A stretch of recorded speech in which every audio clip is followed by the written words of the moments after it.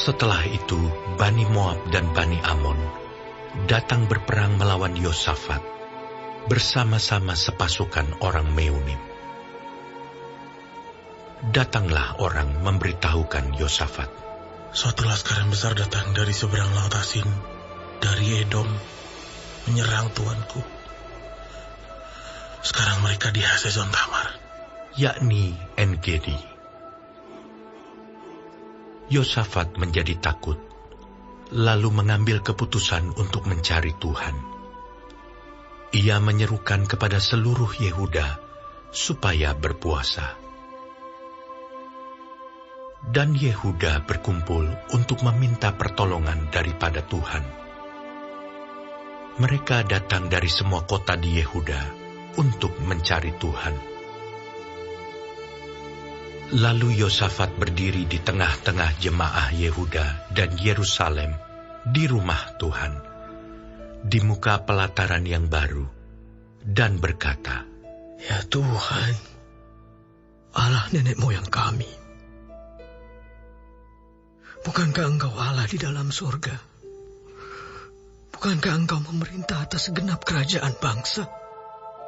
Kuasa dan keperkasaan ada di dalam tangan-Mu, sehingga tidak ada orang yang dapat bertahan melawan Engkau. Bukankah Engkau Allah kami yang menghalau penduduk tanah ini dari depan umat-Mu Israel dan memberikannya kepada keturunan Abraham, sahabat-Mu itu, untuk selama-lamanya? Lalu mereka mendiami tanah itu dan mendirikan bagimu tempat kudus untuk nama-Mu. Kata mereka, bila sesuatu malapetaka menimpa kami, yakni pedang, penghukuman, penyakit sampar, atau kelaparan, kami akan berdiri di muka rumah ini, di hadapan-Mu, karena nama-Mu tinggal di dalam rumah ini. Dan kami akan berseru kepadamu di dalam kesesakan kami, sampai Engkau mendengar dan menyelamatkan kami. Sekarang, lihatlah, Bani Amon dan Moab, dan orang-orang dari pegunungan Seir ini, ketika orang Israel datang dari tanah Mesir, Engkau melarang mereka memasuki negerinya. Oleh sebab itu mereka menjauhinya dan tidak memusnahkannya. Lihatlah, sebagai pembalasan mereka datang mengusir kami dari tanah milik yang telah Engkau wariskan kepada kami. Ya Allah kami, tidakkah Engkau akan menghukum mereka? Karena kami tidak mempunyai kekuatan untuk menghadapi laskar yang besar ini yang datang menyerang kami. Kami tidak tahu apa yang harus kami lakukan, tetapi mata kami tertuju kepadamu." Sementara itu, seluruh Yehuda berdiri di hadapan Tuhan, juga segenap keluarga mereka dengan istri dan anak-anak mereka. Lalu Yahaziel bin Zakaria bin Benaya bin Matanya, seorang Lewi dari Bani Asaf, dihinggapi roh Tuhan di tengah-tengah jemaah dan berseru, "Camkanlah, hai seluruh Yehuda dan penduduk Yerusalem dan tuanku Raja Yosafat. Beginilah firman Tuhan kepadamu. Janganlah kamu takut dan terkejut karena laskar yang besar ini, sebab bukan kamu yang akan berperang, melainkan Allah. Besok haruslah kamu turun menyerang mereka. Mereka akan mendaki pendakian Ziz, dan kamu akan mendapati mereka di ujung lembah, di muka padang gurun Yeruel. Dalam peperangan ini, tidak usah kamu bertempur, hai Yehuda dan Yerusalem, tinggallah berdiri di tempatmu, dan lihatlah bagaimana Tuhan memberikan kemenangan kepadamu. Janganlah kamu takut dan terkejut. Majulah besok menghadapi mereka. Tuhan akan menyertai kamu. Lalu berlututlah Yosafat dengan mukanya ke tanah. Seluruh Yehuda dan penduduk Yerusalem pun sujud di hadapan Tuhan dan menyembah kepadanya.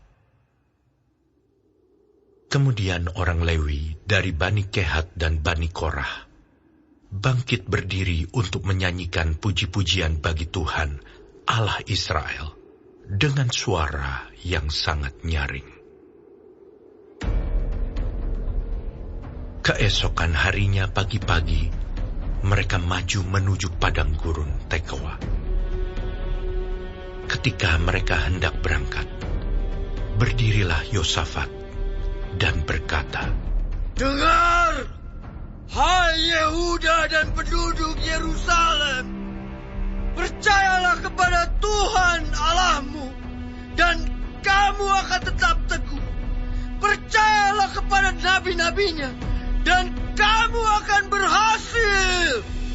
Setelah ia berunding dengan rakyat, ia mengangkat orang-orang yang akan menyanyi nyanyian untuk Tuhan dan memuji Tuhan dalam pakaian kudus yang semarak pada waktu mereka keluar di muka orang-orang bersenjata sambil berkata, "Nyanyikanlah nyanyian syukur bagi Tuhan, bahwasannya untuk selama-lamanya kasih setianya." Ketika mereka mulai bersorak-sorai dan menyanyikan nyanyian pujian, dibuat Tuhanlah penghadangan terhadap Bani Amon dan Moab dan orang-orang dari pegunungan Seir yang hendak menyerang Yehuda, sehingga mereka terpukul kalah. Lalu Bani Amon dan Moab berdiri menentang penduduk pegunungan Seir, hendak menumpas dan memunahkan mereka. Segera sesudah mereka membinasakan penduduk Seir, mereka saling bunuh-membunuh. Ketika orang Yehuda tiba di tempat peninjauan di padang gurun, mereka menengok ke tempat laskar itu. Tampaklah semua telah menjadi bangkai berhantaran di tanah. Tidak ada yang terluput. Lalu Yosafat dan orang-orangnya turun untuk menjarah barang-barang mereka. Mereka menemukan banyak ternak, harta milik, pakaian, dan barang-barang berharga. Yang mereka rampas itu lebih banyak daripada yang dapat dibawa. 3 hari lamanya mereka menjarah barang-barang itu, karena begitu banyaknya. Pada hari keempat, mereka berkumpul di lembah pujian. Di sanalah mereka memuji Tuhan, dan itulah sebabnya orang menamakan tempat itu lembah pujian hingga sekarang.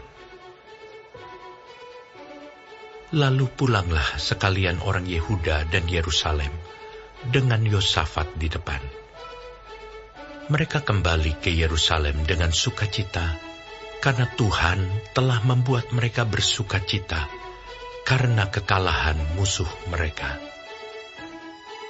Mereka masuk ke Yerusalem dengan gambus dan kecapi dan nafiri, lalu menuju rumah Tuhan.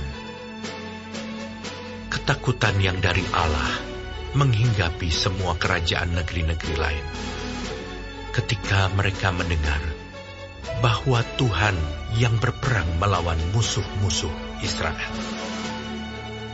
Dan kerajaan Yosafat amanlah, karena Allah-Nya mengaruniakan keamanan kepadanya di segala penjuru. Yosafat memerintah atas Yehuda. Ia berumur 35 tahun pada waktu ia menjadi raja, dan 25 tahun lamanya ia memerintah di Yerusalem. Nama ibunya ialah Azubah, anak Silhi. Ia hidup mengikuti jejak Asa ayahnya. Ia tidak menyimpang daripadanya dan melakukan apa yang benar di mata Tuhan. Hanya bukit-bukit pengorbanan tidak dijauhkan. Bangsa itu belum mengarahkan hatinya kepada Allah, nenek moyang mereka. Selebihnya dari riwayat Yosafat, dari awal sampai akhir, sesungguhnya semuanya itu tertulis di dalam riwayat Yehu bin Hanani, yang tercantum di dalam kitab Raja-Raja Israel. Kemudian Yosafat, Raja Yehuda, bersekutu dengan Ahazia, Raja Israel, yang fasik perbuatannya. Ia bersekutu dengan Ahazia untuk membuat kapal-kapal yang dapat berlayar ke Tarsis. Kapal-kapal itu dibuat mereka di Ezion Geber. Tetapi Eliezer bin Dodawa dari Maresa bernubuat terhadap Yosafat, katanya, "Karena engkau bersekutu dengan Ahazia, maka Tuhan akan merobohkan pekerjaanmu."